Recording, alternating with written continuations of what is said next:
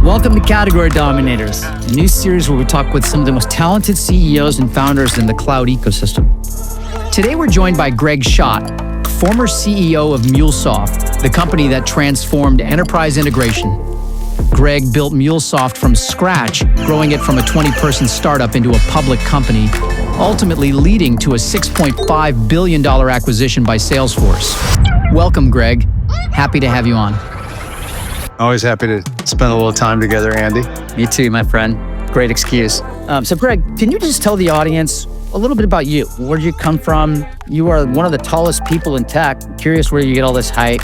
Just what was your informative early life all about that you think powered you to success over time? Grew up in upstate New York as a young kid and then moved to North Carolina and kind of had the high school, college years in North Carolina. I was a mechanical engineer. I didn't really quite know coming out of high school what I wanted to do. I knew I really liked kind of the STEM world, and I always read like Popular Mechanics. You know, I was a little geeky. I was kind of more of an athlete type in high school, but I still kind of geeked out on that stuff. So I did mechanical engineering, and then I did manufacturing out of college. I was kind of got into management there, and I got a taste of what that felt like. You mean back in the days when America made stuff? Yeah, well, this was we made nuclear turbines for power plants, and then I did B1 radar it was with a company called Westinghouse that had a whole bunch of different diversified businesses. I didn't think I wanted to be an engineer long term, and I got a taste of the management side of things. And then I went and got my business degree and came out of business school and worked for Boston Consulting Group during the summer, and then went back there in Boston for 3 years. I love the Bay Area. I went to business school out there. Love Northern California. Really liked the tech world. I mean, tech world back then was tiny compared to where it is today, of course, but wanted to get back out there. So had gotten married in the meantime. My wife and I moved to Northern California. And I started, my first was a startup, a Kleiner Perkins back startup, back when Kleiner was the big dog in town. They're getting back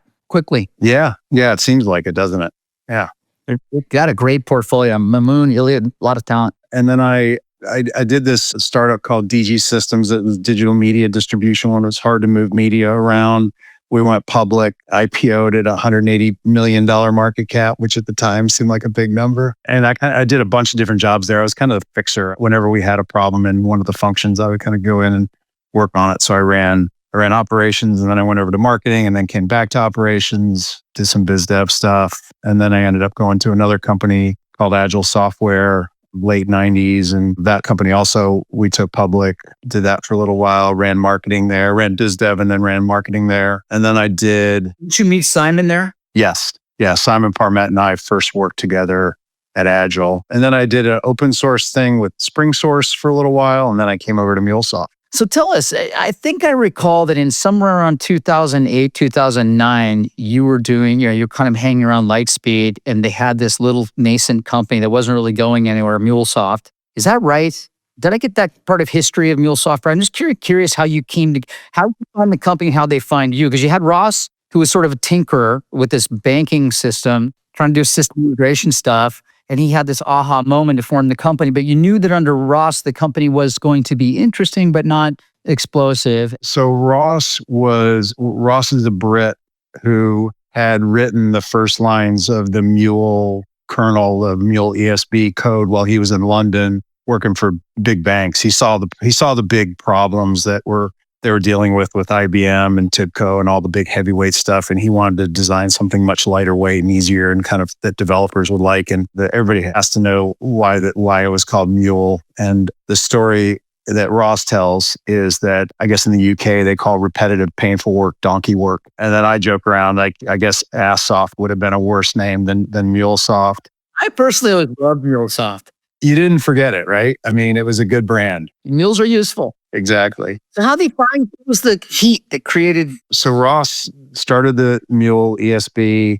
He partnered up with a guy who they got the company going. He ended up leaving. And this guy that he started with ended up leaving. Ross was living in Malta at the time. So Ross was married to a woman from Malta, living in Malta. And the guy who ran sales for MuleSource at the time, was a guy that had worked with me at SpringSource. So they're looking for a new CEO. The company's like a year and a half old. It was a really tough time because it was right in the middle of the great financial crisis. Oh, yeah. MuleSource had 50 something employees, had laid a bunch of people off. They were down to 23 people. And I get a call for the CEO job from this guy that was running sales. He turned the headhunters on to me. And my first reaction was kind of like, it's middleware. It's a big, broad Java platform. I'm not a Java developer. This is probably not going to be the right thing. But I went and talked to them anyway. I knew a bunch of the folks at Lightspeed. I went to business school with a bunch of the guys that are at Lightspeed. But it really wasn't a Lightspeed connection at the beginning. It was more of this connection with this guy who was running sales, and met the team. And it was, we were looking at open source projects, and the big open source projects at the time, like JBoss and MySQL, were doing 1 million downloads a month. And I'm asking the team while I'm doing my diligence, like, how many downloads a month? And they're kind of hemming and hawing around, and nobody wants to really say. I was like, hey guys, like, I need that data. And it was 4,000 downloads a month and declining. Exciting metrics. Yeah, it was not good metrics. The open source metrics were not good. They had some good core customers. JP Morgan was a big customer of theirs. Southwest Airlines was getting ready to come on board. Like, you could smell that there was something there that was interesting. But certainly the open source, and we're going to convert 1 million downloads a month of open source to paid users, like, that was never something that was exciting. And, they'd had this big layoff. So it was definitely a fixer-upper. Had a lot of hair on. It had a ton of hair on it. But for me, it was a first-time CEO, gig. You're not going to get, for the first-time CEO gig, you're not going to get something that's just screaming up and to the right. You either have to start something or you have to join something that's a little bit of a fixer-upper. What drove you was just the ambition to be a CEO and build something. Yeah, I mean, I didn't have like that chip in my brain that said must go be a CEO, but I had always been told that I should go do that. And I didn't say I had to go be a CEO, but I did like having the ball in my hands. And every time I worked in a company, I would get a lot of feedback, not always so positive, from my bosses who are CEOs, like, you're kind of trying to do my job for me. I was always kind of in the middle of everything. I was always very interested in how we were granting stock options, and very interested in how we were positioning the company, and, what we were doing with our products and what the platform looked like. I had my hands on all kinds of different things, not in a way that, was always super welcome. But yeah, I was always kind of somebody who wanted to touch every aspect of the business. So when you get an opportunity to go run one, my wife was kind of, I was like, man, it's middleware. I just don't, it's not a space I resonate with. My wife's like, you've been wanting to go do this. Just go try it and see what happens, Just jump at the pool. That's good wisdom. All right. So what did you do? What did you do early on? So you got this kind of gross infrastructure, declining user community. And what did you do early on? How'd you get this thing jump started? Yeah. So a lot of folks have asked me through the years, what was the thing? What was the one thing that you guys did that was, that inflected the business? And my answer is always there was like 1,000 things. There's not one thing, especially in enterprise software. Like, you're not going to hit on the one magic thing. You got to do it all. So the first thing I did when I got in there was, as I said, there were like 23 people. Everybody was working from home. It just was, everybody's kind of licking their wounds from the big layoff. It was like, okay, let's get the culture cranking. So we did a lot of work just to kind of get the culture going, getting people back in the office. Back then, nobody worked from home except for this startup, and really kind of took the bar way up in how we were thinking about hiring, caliber of the talent, which we can spend more time on, because that's really, that, as you know, Andy, that's kind of been the thing that's, for me, is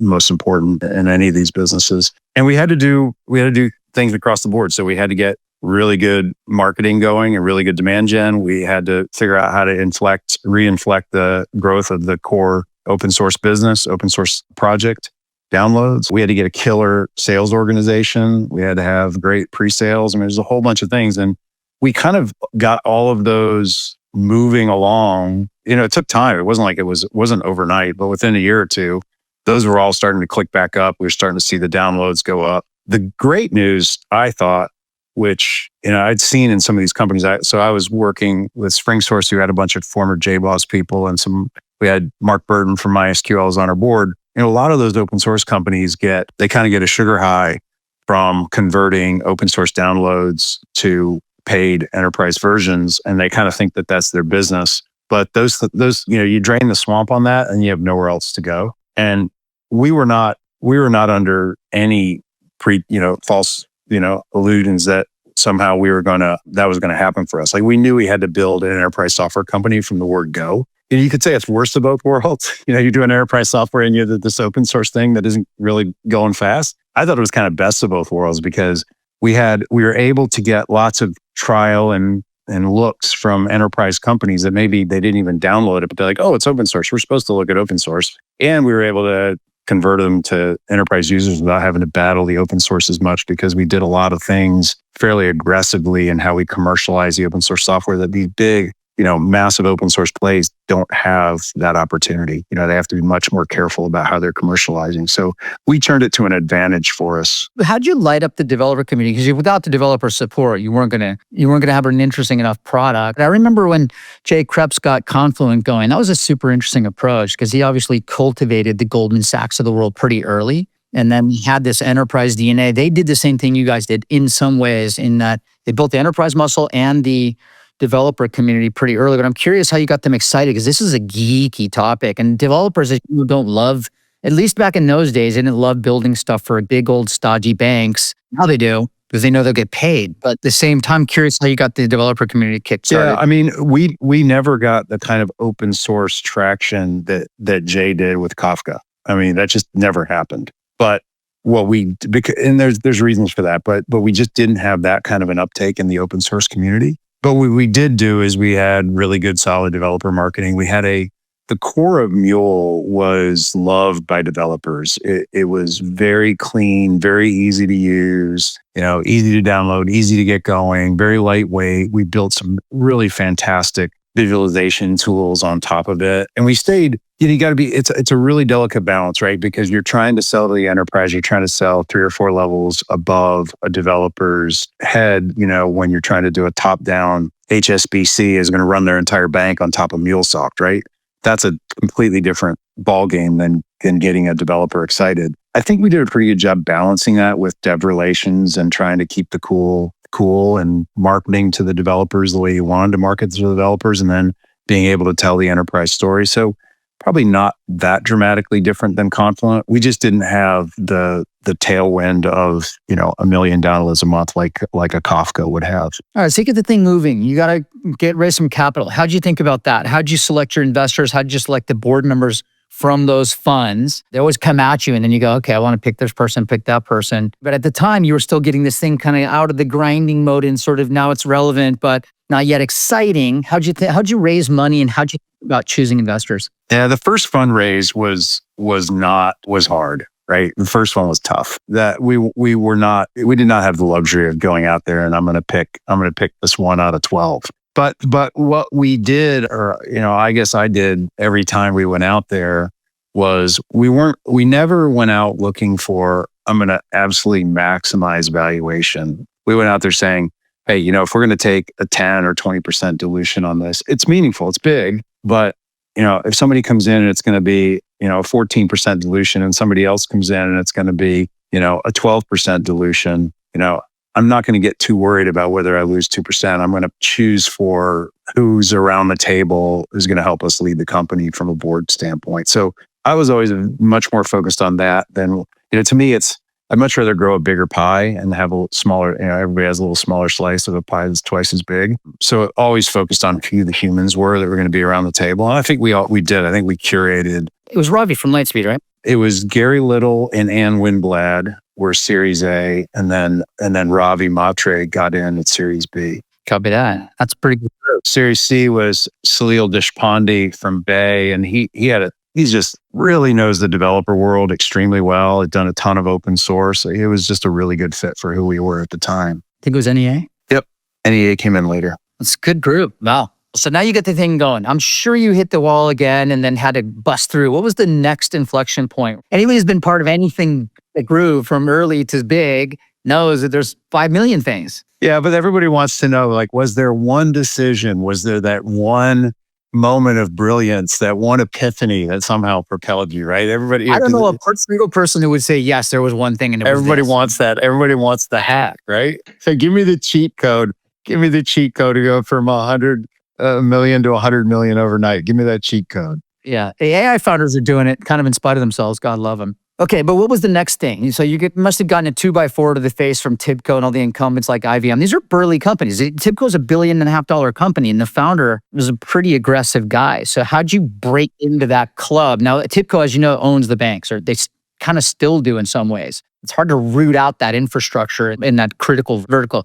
Curious how you displaced the incumbents. And you also had a bunch of little guys like Snapall behind you chasing your tailpipe. Snap and Boomy. Yeah. Yeah, there are a bunch of those. How'd you look at the little guys behind you and then the big dog incumbents that you were trying to displace? What was the thought process there? We had a double-edged sword with the big incumbents because right as I joined, there was this one blog post that basically said ESB is dead. And so for folks that are, that listen to this that don't know, service-oriented architecture was kind of a thing in 2000, I don't know, 5, 6 timeframe. So architectures, and it all made sense because you're saying, hey, make everything a service with well-defined endpoints and connect those things together instead of writing a whole bunch of custom point-to-point integration code.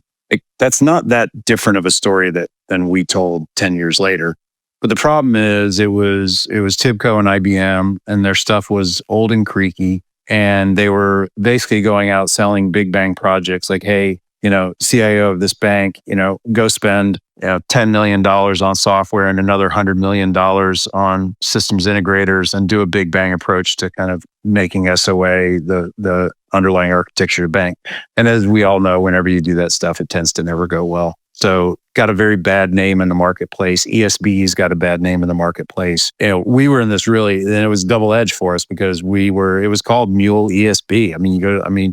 You can probably still find it if you went to the website somewhere. There's probably Mule ESB buried somewhere. I don't know why anybody would have hated ESB. The concept was so obvious. Databricks is a $1 billion thing, and it's basically a data prep thing. And so it's like... Yeah, but that's so different, right? It's like the ESB world was operational data, and the other side, the Databricks side, is analytics, Snowflake kind of world. And as much as when you look at, you used to go to the TIBCO website and the Informatica website, and you look on them side by side, like you could not tell the difference. It was just all about moving data around and connectors, and like you couldn't tell. But those two companies like never ran into each other in the market because they were two completely separate buyers. And so we were down this operational, real-time enterprise service plus service-oriented architecture world. And, to answer your question earlier about, we looked at TIBCO and IBM as they were the 800-pound gorillas, but it was kind of a small space. People are defining ESB. You talk to Gartner or Forrester or whatever, they define ESB as a $3 billion market.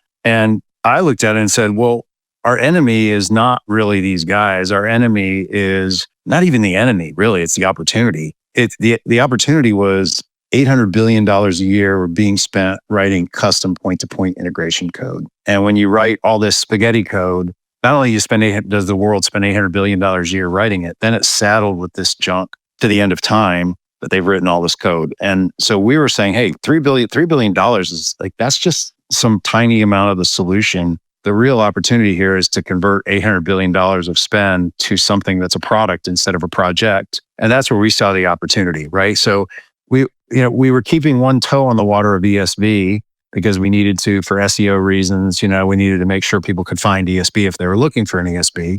But we were really out there saying, hey, later on, what the mantra became was you need to have API-led connectivity. And that if there was one thing, and it wasn't like that was an overnight situation, but if there's one thing I could point to that we did that I think was pretty amazing what it did for the business was we went out there and said, we're about API-led connectivity. You need to be an API-led company. And what we found after, reiterating that for quite a while, a couple of years, was that people were coming to us, like beating a path to our door saying, you guys are the API-led company. Like, tell me. I remember sitting in our conference room, our main conference room with the CIO of HSBC.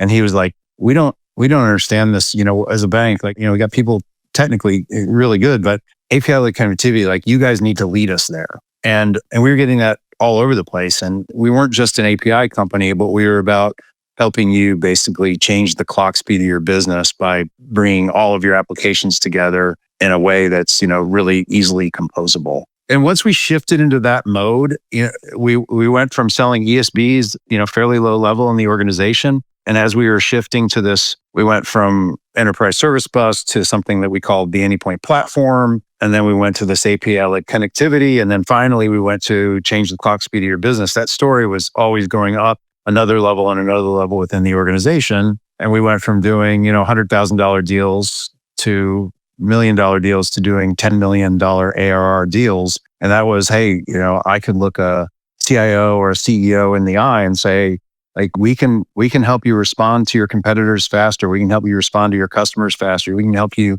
build a smarter hospital, build a smarter airline. Like, we can bring that to you. And it was still this geeky underlying story from a technology standpoint, but the business impact was, we could tell a really strong ROI story.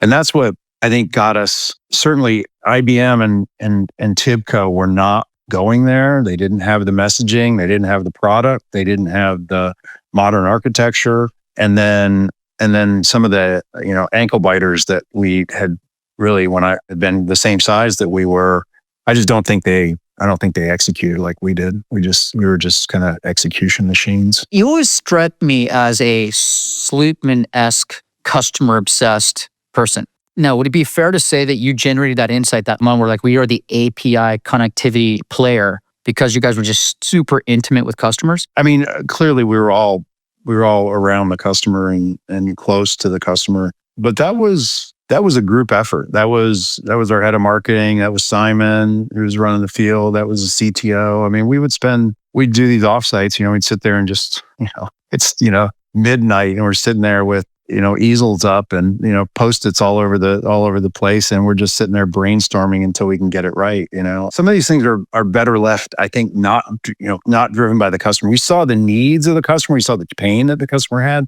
But as far as the overall positioning, like, I think that was us kind of sitting in rooms working it. That's the downside of being customer obsessed. I do see a lot of software companies get so obsessed with customer traction, they get pulled in these different directions. Next thing you know, they've got mission creep and they fall apart because they're basically subsidizing customer. I would tell product managers, like, your job is to build a product that everybody's going to like. And if you build, a left-handed on Tuesday widget off the edge of this, feature and a right-handed on Thursday widget off the end of this feature, and we do enough of that, we will end up looking exactly like the crap that we're replacing. And, a good product manager will get a list of feature requests and will burn those down over time and basically bloat the product up. That's a good product manager. A great product manager says, no. Yep, that's one that everybody can use. Okay, this one, here's one that only one big customer wants. We can figure out a way to get it in there without it bloating up the product,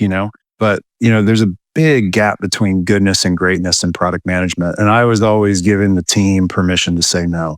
I think we did a pretty good job of keeping it lean. That right there, my friend, is gold. I mean, it's amazing because it's not just the customer pulls you in and you're just servicing that customer and you're just burning your P&L up, servicing a customer without getting a lot of value back. I remember there's another open source company that won't name here. They ended up being a very big acquisition by IBM. Now you can guess who they are. And they got sucked into these ridiculous long-term contracts that were paid up front. The engineering resources dedicated to those customers were presenting kind of an existential risk to that company at one point. And they had to have tough conversations with the customers to extricate themselves from those contracts and still hang on to those customers. They flawlessly did it. They had a really talented CRO. Because is sink your P&L over time, dedicate all those engineering resources. And then also people don't realize that over time, it's not just the sales resources that you're spending, still maintaining these customers. You end up with technical debt.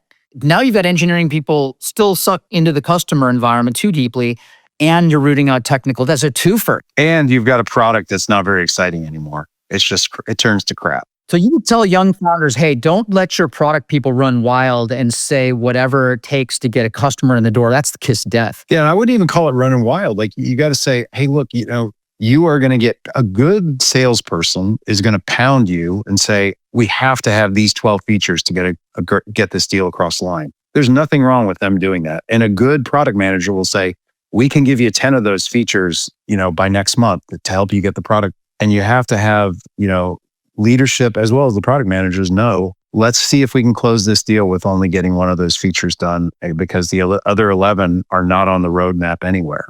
I mean, if you need to accelerate things off a roadmap, that's one thing. But if you're adding things that bloat up the product, I mean, I've got it. This is a little bit orthogonal to it, but I was always talking to people about kind of the power of no. And we had a great example of this. It's not around product features, but it was such a great example. So I would get a FedEx envelope on my chair about once a year from a patent troll. And I was terrified. Every time I saw a FedEx envelope on my chair, I was like, oh boy, here we go. And these patent trolls, they would have these boiler rooms of people that would go look across your website.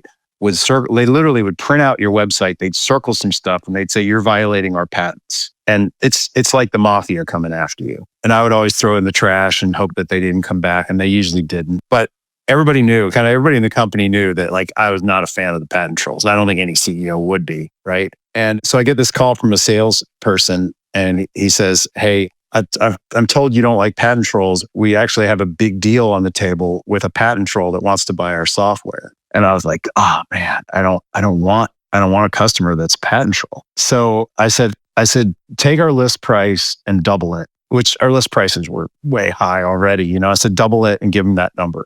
And he calls me back like a couple of days later. He says, I did it. And they said, okay. I was like, oh man. And then this place had 400 lawyers. So we sent him our master services agreement, which always comes back all marked up. And it came back all marked up. And he sends it over to me. He's like, this is what they sent back. And I said, tell them we're not going to change one comma. And he goes back to him. He says, the CEO says, we're not changing anything on the MSA, which we always did for other companies. But we're like, hey, this will make them go away. It's all lawyers. They're not going to be able to live with us not changing one comma. There's stuff in there that's not favorable. Of course they're going to fight back on it. And the guy on the other side says, yeah, we have 370 or whatever it was lawyers here. Like I can't tell them I'm not going to change one comma. I said, tell the sales guy, I told the sales guy, I said, tell him you can't. We're not changing a single thing. He goes back. He's like, sorry, we're not changing anything. The guy goes, okay, we'll take it. And I was just like, if you say no, a lot of times people say, okay, and you got to get the product managers, and that's where brilliant sales engineering comes in, because they can tell you, hey, we can't do this feature, but here's the workaround for it, But that's key, right?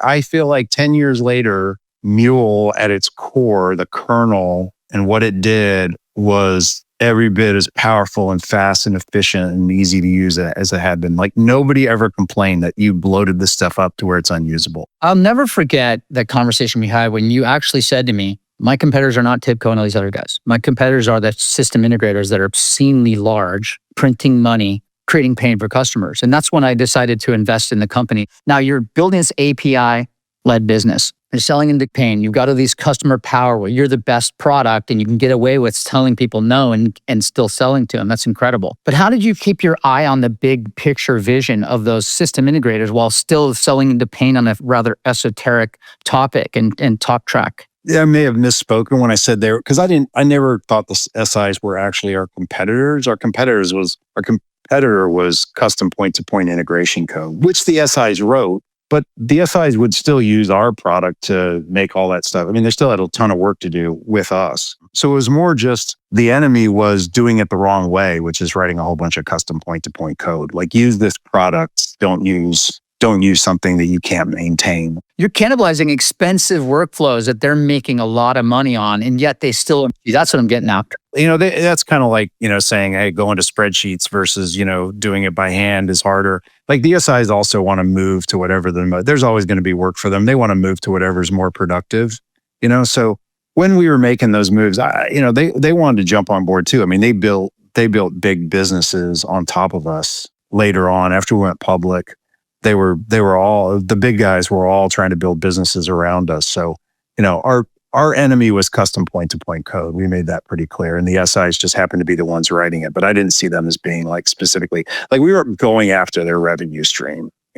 We were out there proselytizing.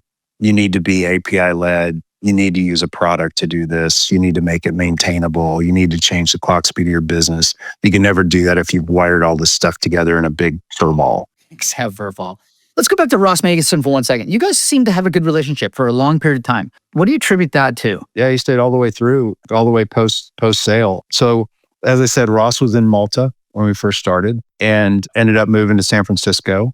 Ross is an interesting guy because he wrote the original code, but he's actually a really broad, capable guy. Like he's not just technical. He's got a really good business head on him. Like when we interviewed people, like he would have really good insights on the people we were interviewing. He had really good business insights. So, and he didn't want to be the deep technical guy. Like he kind of moved past that. I mean, he wasn't the guy that was out there downloading products. And we ended up bringing in Uri Sarid, who I think who's CTO. And Uri was that guy. Uri was the guy who was still downloading all kinds of stuff and trialing things and was tinkering, and Ross had kind of moved past that. Ross ended up being really helpful in our go-to-market, working with Simon, working with the customer. So I think it helped that, he wasn't doing the same job the whole time, which, maybe he'd have burned out on, but he was kind of moving into different places within the organization.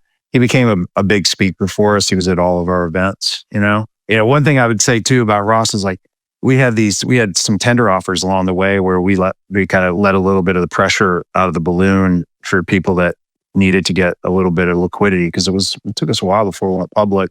And Ross never sold a bit. Like he believed all the way through.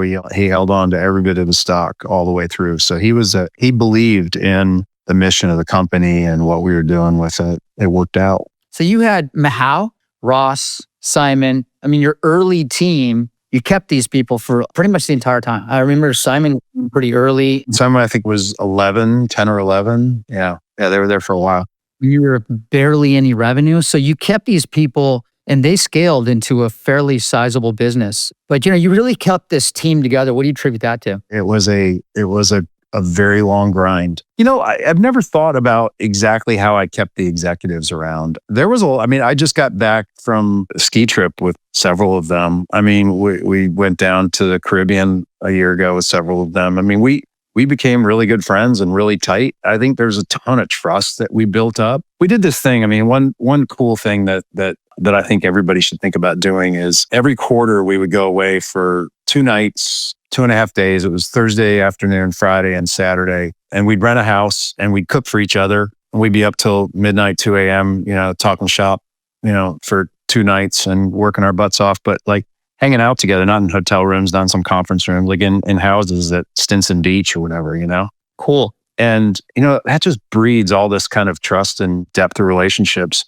One thing we haven't talked about yet is, this is my thing, was the talent we brought in and how we hired and how we thought about people. And, I think there was so much, we got a lot of people bought into that and built incredible teams with rock stars all over the place. And I think once you start building these incredible teams around you, and we had zero tolerance for politics. We just didn't do anything around politics. Were just kind of, we don't want to see a bit of that, And when we saw it, like that was the antibodies would go off on politics, And I think when you get a place and I'm not saying we didn't have any, of course we had some, but when you get a place that's fairly apolitical of a bunch of A players that inspire each other, and people say, what's your number one goal? I'd say my far and above everything else I care about is getting the band back together. I say, what does that mean? I said, I want to build a culture and a team that, whether this thing lasts for 5 years or 10 years or 20 years, whatever it is, that when we're done, everybody wants to get the band back together.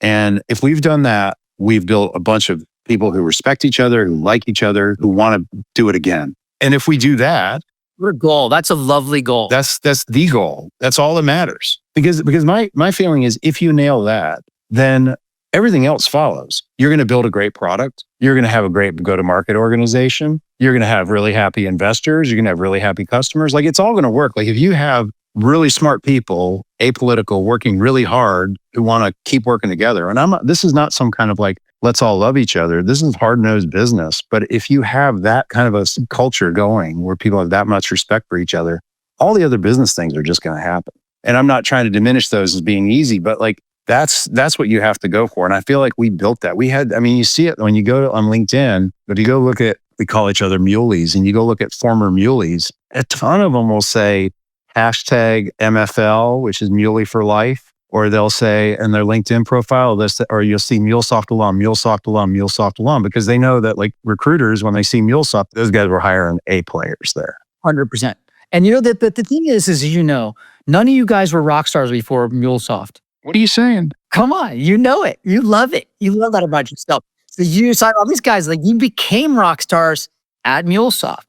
So a lot of people, we talk about with founders a lot, which is how do you evolve your own self? I did a podcast recently with the founder of Abnormal, and he's obsessive about becoming the best CEO he can every day. He's working on himself every day to earn the right to continue to lead the company that he started. It's really inspirational. So I'm curious how you guys all thought about self-improvement and developing your own skill set in your repertoires so that the company can now grow you. Yeah, I think everybody, obviously, I couldn't put my finger on what, each individual was doing. I think we all, you'd hear people say, hey, from 1 million to 10 million, completely different company. From 10 million to 100 million, a completely different company. We all knew that and we understood it. As far as investing in yourself, like for me personally, I was involved in this 10X CEO group, which is kind of like, for people that don't know, it's kind of like YPO, where you got a group of people around you that are kind of your second board. And I got very tight with those guys, and we would steal each other's ideas on all this stuff all the time. And we'd have somebody to pick up the phone and cry to and, get ideas from. That was, for me, you'd seen people that were earlier, you saw people that were later. Like, you just get enough of that around you. I mean, I'll give you an example. We had one day, you talked about Snowflake, Frank Slootman's, talk about rock stars, right? When he was in between, before he joined Snowflake, I got him for a day. We met him down in a hotel conference room, and my whole team sat there, and Frank just pontificated for a day, and everybody furiously took notes, and I was in the room too, obviously. I try to do as much of that as absolutely possible, so you can hear from people who've been there, done that. And then some of the people that were on the team, I think they were, folks were doing a lot of reading. Folks were getting coaches when they felt like they needed coaches. Sometimes we get coaches for them. We felt like they needed coaches, but I think it's a variety of things. I don't think I can point to one specific area. Let's go to a raw topic, a little bit of a raw topic, if you don't mind. HR. I really have such mixed feelings about HR. When you see an awesome one, you're like, wow, you're so inspired. And then you see a lot of them that just start fires versus put them out. I think maybe I'm quoting you and maybe not. You thought about talent in a totally different way, decided not to do the generalist HR thing, went after Leslie Crow, brilliant person who was doing inside sales or Dropbox or something like that. What was in your thought process around human resources and pivoting into a talent-centric person with that type of pedigree? If you think about, almost all these jobs have become so much more complex. Like, I'll start with marketing. Think of what marketing was 30 years ago, some brand stuff. And now it's like, you got to be incredible with product marketing and demand gen, and us, we had to do dev. You had like 10 different things you had to do, but they're all generally kind of aligned with growth and getting the message out. HR, if you think about an HR job, on one side, you've got everything related to keeping the lights on, payroll and benefits, compensation, HR issues, kind of managing that stuff, HR business partners, kind of dealing with how people are managing. That's all kind of managing the people that you have, right? And you got to have good EQ to do that. Talent acquisition has nothing to do with what I just talked about, except for maybe the compensation. Other than that, talent acquisition is 100% a sales job. It's, how do I drive? The deal. How do I drive pipeline? How do I attract them? How do I bring them in? And how do I close them? Like, it's a sales job. Yeah. It's about converting the funnel, as you know. Yeah. And so telling an HR person to go be a sales leader, those are two, they're not related at all. And what you'll see is somebody will hire a head of HR, and then they'll have talent underneath them. And, if you got a strong enough talent person underneath them, that can work. But generally, most of the HR folks really don't orient toward talent acquisition. And for me, and I mentioned this earlier, talent was everything. Bringing in the best talent was my mantra. Every time we had a company meeting, I'd say, no matter who you are in this room, hiring is your number one job. If you're a first level engineer, hiring is your number one job, whether that's assessing talent or calling somebody you used to work with who's phenomenal that we want in. Hiring is your number one job. So for me, it was like, I had Leslie report to me as head of talent. And I feel like, we grew 70, 80% a year for 10 straight years. So if you have, 10, 20% attrition, within a year or two, 70, 80% of the people around you are new. So if you get that right, everything's off to the races. And if you get it wrong, you can't really recover from it. Right. So to me, it was, you don't get out of the starting gates. No. And so to me, it was like, why wouldn't, I believe that the head of talent should report to the CEO, which is, nobody does that. But if I were to do it again, I'd do it the same way. Like, I think you should report to CEO. There's nothing more important. We have millions of founders we interact with, millions and millions, through the search firm to the venture fund. And I can't believe how many of these people, the first call we have is like, what's your pain? And it's never market related. They don't even exist and get meaningful money unless there's some market validation. And it's usually not product related. It's like, I've got to hire 30 people in the next 45 days. What the hell? I'm like, why didn't your early investors counsel you to build a talent muscle internally? Because what are you going to do? Hire recruiters to go hire every IC? It's totally inefficient. You need to build that muscle inside. And if you abstract talent down into the bowels of the organization, sometimes it reports to the product, sometimes it reports to the finance person, the biz ops person.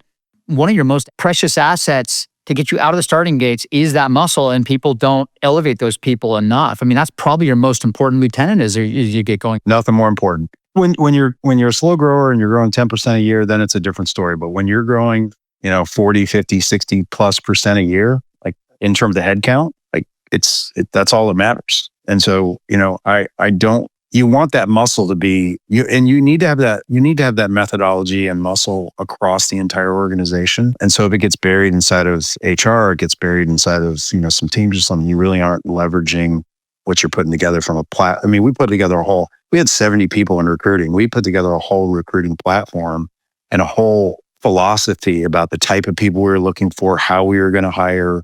We didn't believe in interviews. Like, I think interviewing is the worst way to figure out whether somebody's great. For us, it was all about the back channel and, massive amount of back channel, not reference checking, but actual full on back channel interviews and having people do exercises as close to as absolutely possible as the job itself, and getting that across, getting that to managers who've never done it that way, who think they know how to hire, but they really don't. And, I've seen it, right? The people that have, I always used to say when we got the company together, I'd say, raise your hand if you've got your degree in hiring, and I was like, all right, raise your hand if you took a course in hiring, and I'd say, okay, now raise your hand if you've taken like 2 hours of hiring training. As the answer is 0 across the board, and everybody's running around doing interviews. That's so funny you say that. I totally agree. It's so controversial to say this too, that interviewing is actually a liability in many cases. What you do is, these companies have like 10 people in the interviewing panel, a couple of VCs, 5 or 6 people internally. And then with hiring an engineering leader, for example, they want you to meet all the engineers internally, and all the antibodies come up. I don't trust this person.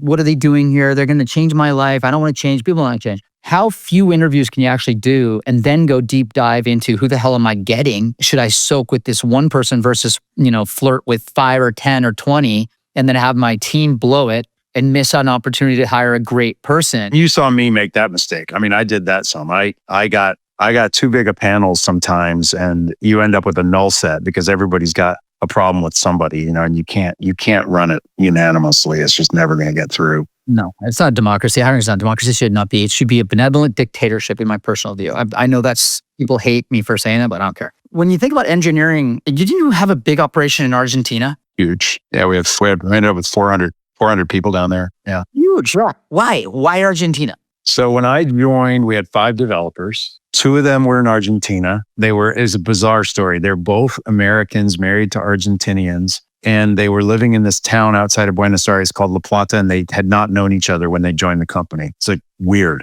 right? And so we had these 2 guys in Argentina that were 10 blocks away from each other. And we're trying to hire for this barnyard animal open source infrastructure company in 2009 when everything was about, social media. I mean, you could not get people interested in the Bay Area to join us. It was just tough. And so I said, well, we got a handful of customers. Let's build a sustaining engineering team, at least in Buenos Aires, so that we've got, we can at least free up the 5 engineers to actually do engineering work. So let's build sustaining engineering down there. So we did that, and we hired a really good manager down there to manage that team to start with. And then we just found that we were getting great talent. We had another killer leader down there. So we had these 2 fantastic leaders, decent time zone. It's 4 or 5 hours, depending on time of year away, and they sleep later. So it's actually not that many hours off. And we just kept getting more talent down there. And every time we would get stuck in San Francisco, we'd end up down there, which was all the time. And the cost was about a 3-to-1. We paid at the top of the market down there. Loved the culture, loved the people. What was the feeder of the talent? Did they have a technical school down there or what? They've got some good engineering talent down there. I mean, there's definitely some good talent, and there's some good companies that have been built down there that we could pick from. So no, there's plenty of talent. It's not dense like Silicon Valley or something like that, but it's got good talent. So yeah, we ended up with this incredible team down there. We ended up bringing in marketing down there. We brought accounting down there. Not like, pieces of it, not the whole functions, but we ended up doing a lot of work down there. A lot of pre-sales happened down there, a lot of support, a big support team down there. Yeah, it was a superpower for the company. It's not exactly a primary market for talent. I thought that was clever that you guys built such a big muscle in such an off-Broadway region. Yeah, it helps, right? Here's another question. You took the company public. That was awesome. That was fun for all of us. And then you decided to sell it. Why? You had this machine, it was executing. What happened? What was the moment where you're like, this thing needs to get parked at Salesforce, and how'd that come about? Yeah, that's not quite how it went down, but there's a little bit of that. So we've been public for about a year. I was in Sydney and I was working on a deal, and it was with the New South Wales foster children. We were going to integrate, we were going to pull all the data for kind of health and human services and judicial and school. And it was all going to get, the UI for that was all going to be using Salesforce for managing cases of foster children. And I was down there, and Mark Benioff and I talked like once a year. So they'd invested. They were the lead investor in the round prior to going public. And we'd connect every once in a while. He helped me get one of my board guys in place. And I was like, this is the coolest thing. Like, why aren't we stamping these things out? And we were partnering with Salesforce all over the place. And I said, well, we should be stamping these kinds of opportunities in government all over the world. So it was like, I don't know what time it was, midnight in Australia. And I send Benioff this email. I was like, hey, here's what we're doing together down here. This is cool. Like, we should stamp this stuff out everywhere. And he responds back like, we need to talk. And I was like, okay. So I came back into San Francisco, and John Samorjai, who runs Corp Dev, who I'd known for a while there, and Brett Taylor, who was running all the products, came over to meet with me. And I was like, okay, that's interesting. And they said, hey, Mark got your email. He's got us working on this. Like, we really want to talk about doing something much more strategic. I was like, okay, I know what that means. So that's kind of how it went down. To say that, I was saying, let's go sell the company. I wasn't saying that. By the way, I didn't mean to apply that. No, not at all. But you were onto something too in the way you phrased that, because I've been doing it for 9 years. The grind was something. Simon at the time was running about 2/3 of the company, and he'd been the number 2 there for a long time. Just one of the best executives. You know how good he is. Just the best executive you ever find. It's great human. Great human being, phenomenal leader, just incredible. And Simon and I had talked about handing it over to him. Like, I wasn't going to do it certainly wasn't going to do it for another 5 years. I had, my kids were getting ready to get out of high school. I wanted to be around a little bit more. Some of them had already gotten out of high school. And Simon was, as I said, was the number 2 guy. And Simon we talked about him taking it over. And then Simon told me kind of after the IPO, like, I don't want to do this for another 5 years either.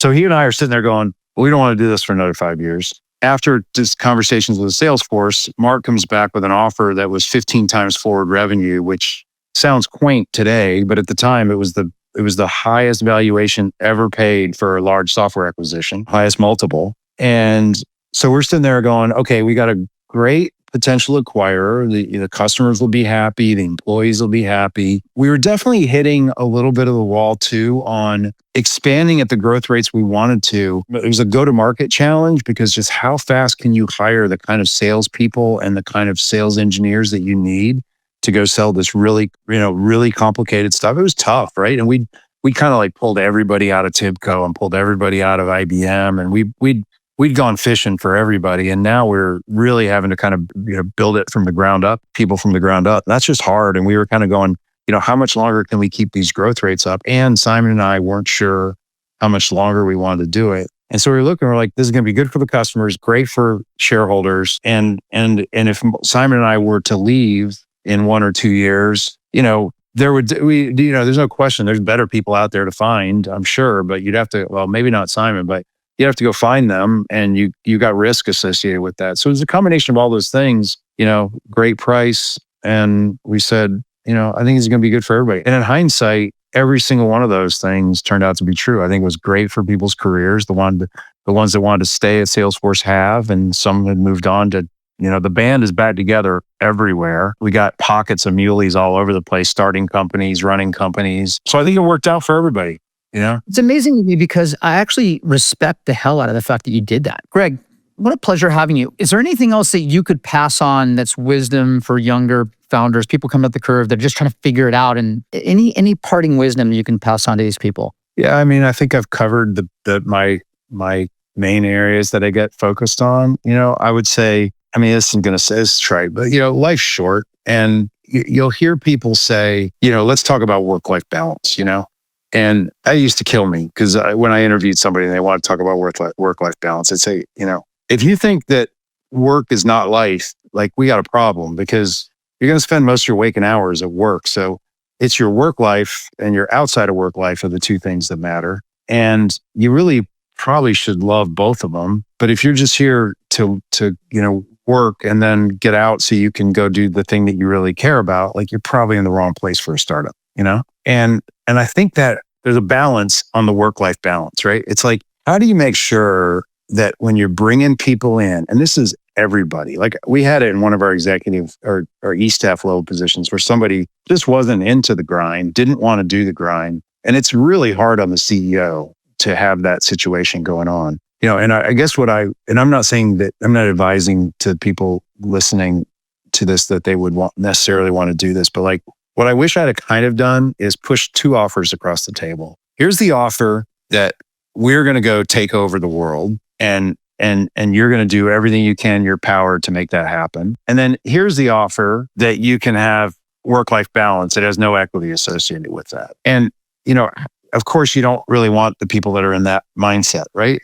But how do you bring in people that are on a mission to go win? And what I'm not saying there is you want it just to be surrounded by a bunch of workaholics, like, because that's not positive, right? We all have lives. We should have lives. We should care about our health and our significant others and our families and our friends. Like, those things have to be part of your life. But like, how do you make sure you got a bunch of people surrounding you that do want to go win, and you're not like trying to, like, you want your team to be pushing. You don't want to have to be pulling them across the line. And I never felt like I had that. I felt like I had people that were just like bit in the mouth, just running as fast as hard as they could. And sometimes I'm just trying to keep up. Like, I felt like that across the entire team. Like, how do you have an entire company that looks like that? That's what I would say you should be focused on. Well, Greg, we've gotten a lot of wisdom out of you today. I really appreciate it. It's good to see you. I'd love to catch up with you on the personal stuff later. Yeah. Andy, good to see you. Pleasure, sir. Thank you again. All right, buddy. Take care.